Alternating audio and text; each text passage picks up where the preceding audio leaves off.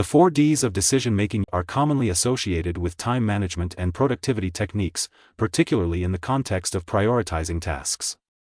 Do. This involves taking immediate action on tasks that are both important and urgent.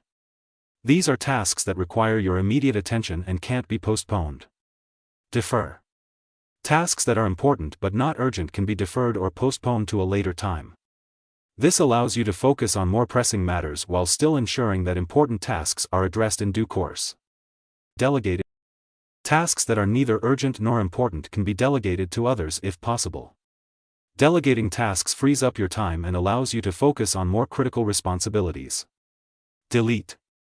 Finally, tasks that are neither urgent nor important can be deleted or eliminated altogether. These are tasks that don't contribute to your goals or priorities and can be safely removed from your to-do list.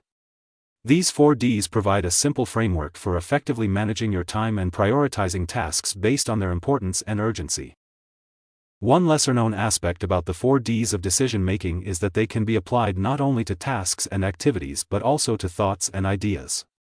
Instead of just taking action on tasks, consider doing certain thoughts or ideas by actively pursuing them or implementing them in your life.